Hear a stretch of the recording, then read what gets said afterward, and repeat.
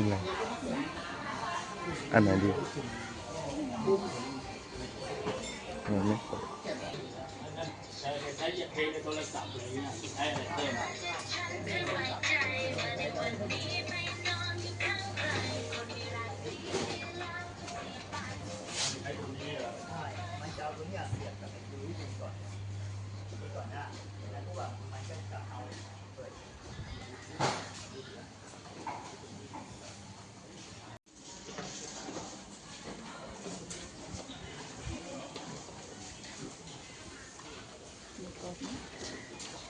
ลองจับดูน่าจะกรอบ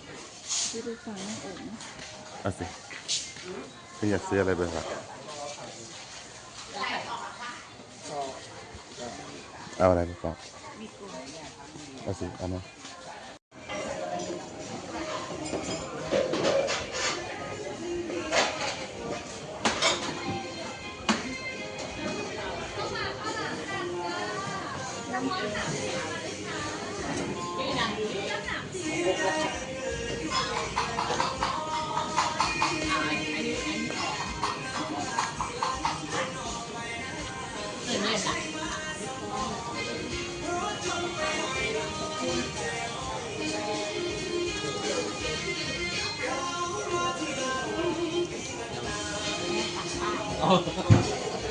เห็นป้าบอกติดไม่ติดแหมยังไงเดี๋ยวเห็นแบงค์ที่มือก็ต้องรู้แล้วตาดีแล้วเลย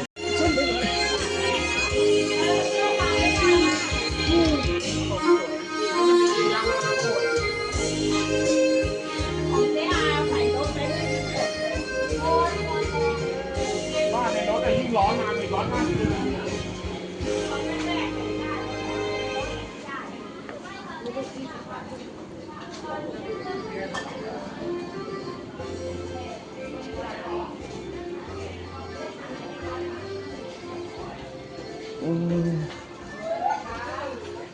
แกอยากกินเดินสุดอ่ะ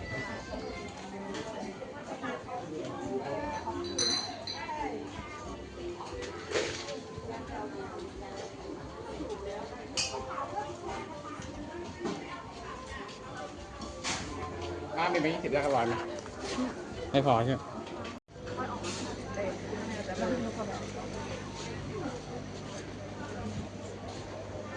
ขนมโก๋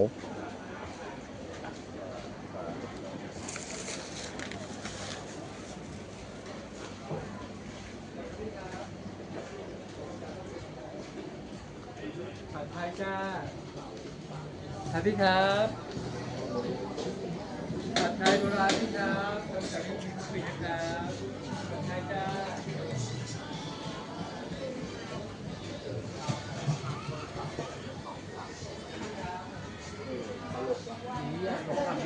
น้ำมาจากไหนวะเมื่อวานตก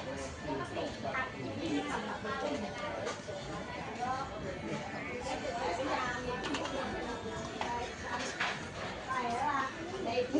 ลิปผ่านรุ่นชั้น6ดูแล้วเหรอ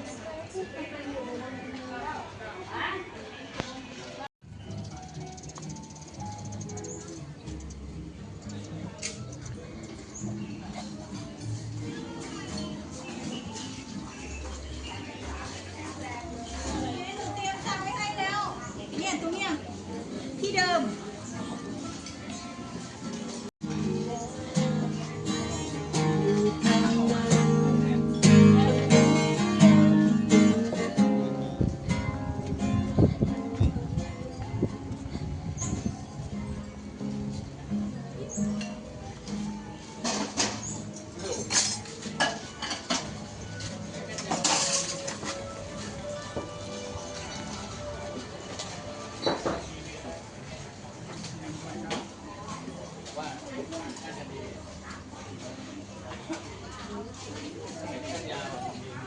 ไอ้เน็กซ์ดี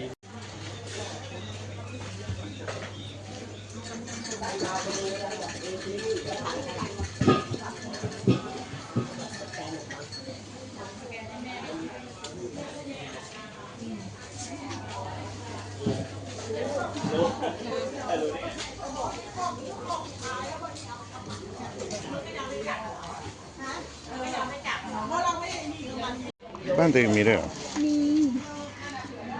แต่เดี๋ยวนี้ไม่รู้เขาทำนี่ค่ะ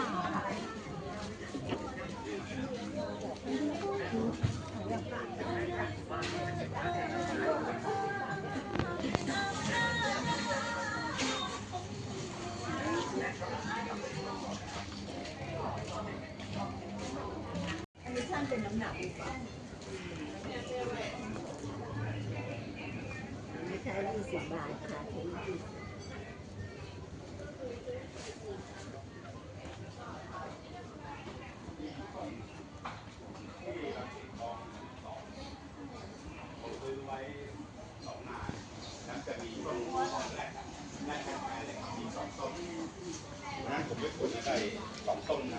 ตัวค่ะ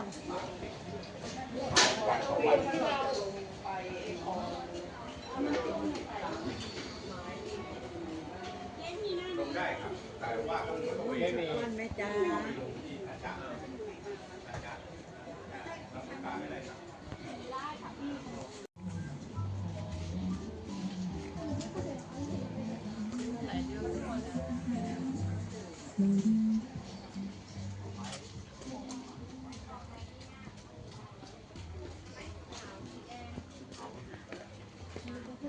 2 อันเลยเหรอเรียนที่ไหนเนี่ย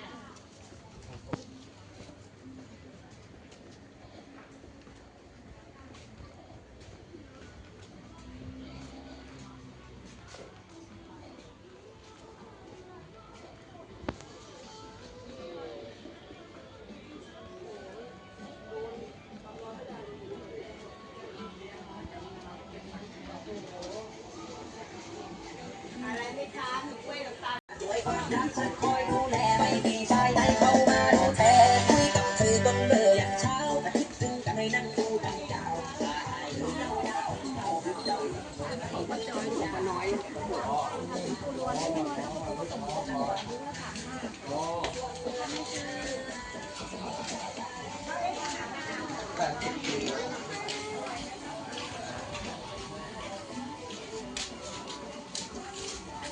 ไม่เป็นว่าจะซื้อชุดนี่อะไรกี่บาทอ่ะ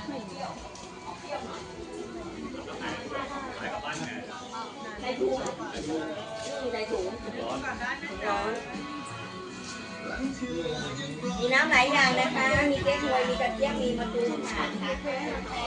สกีวันนี้มาได้กล้วยอันนี้วันนี้ไม่ได้เก็บ กล้วยตากก็อร่อยนะคะ ใช้พลังงานแสงอาทิตย์ในตากในโดมค่ะ3 ค่ะ